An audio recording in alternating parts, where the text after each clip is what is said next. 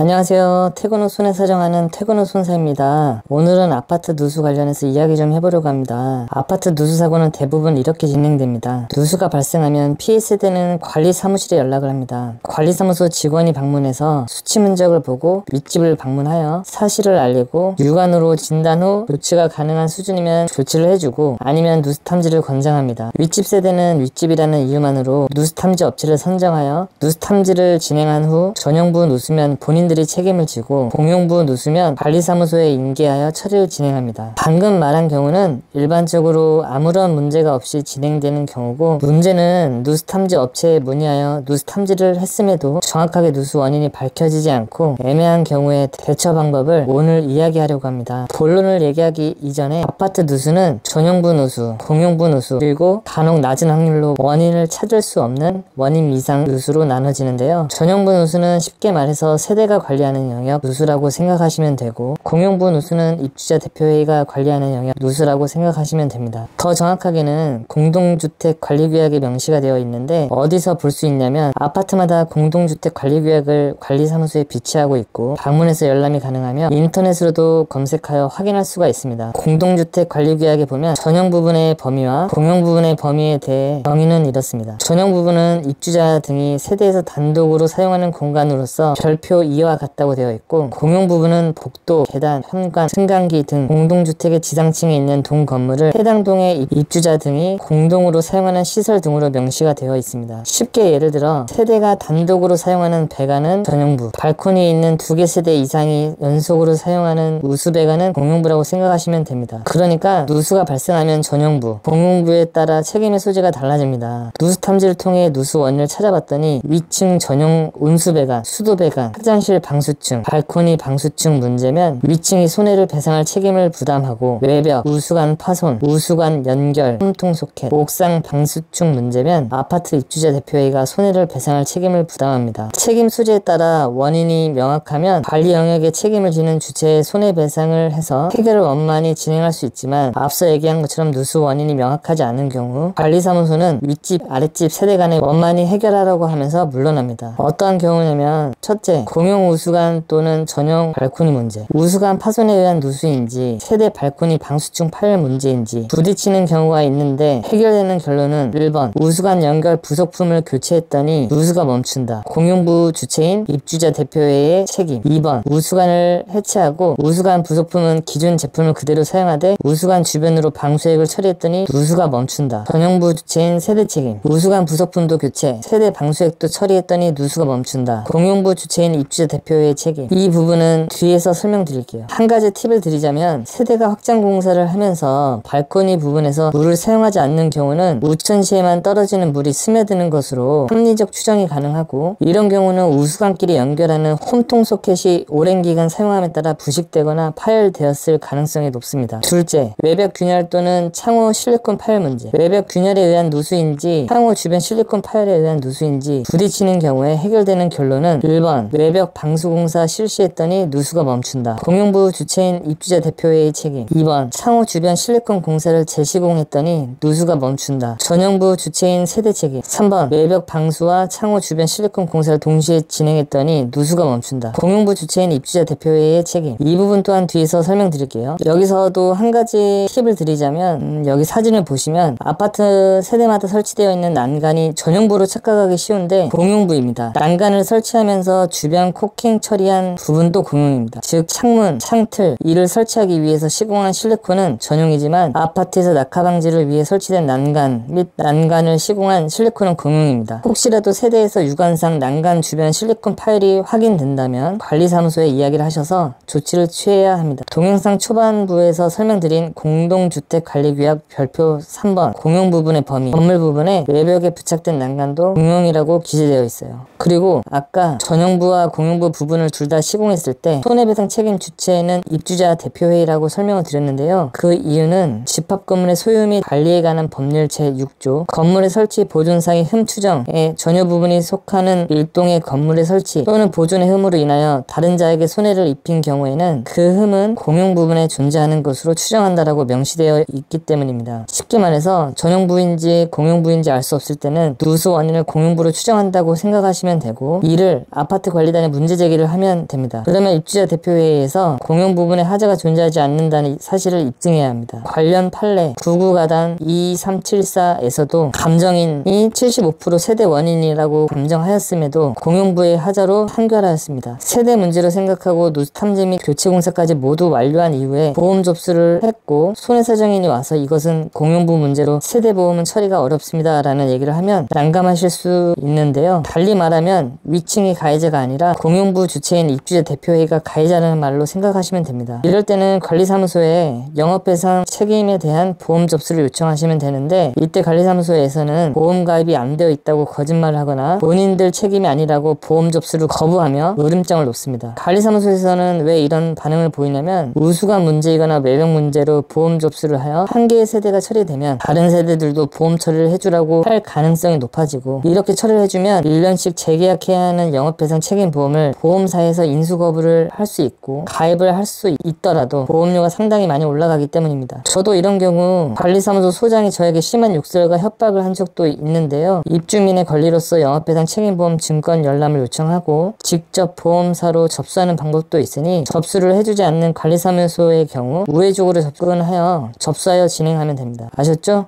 오늘의 결론. 윗집이라고 무조건 가해자라고 생각하지 마시고 정확한 누수 탐지를 통해 누수 원인이 공용부인 경우 관리사무소를 통해 보험 접수를 시켜서 해결하셔라. 끝.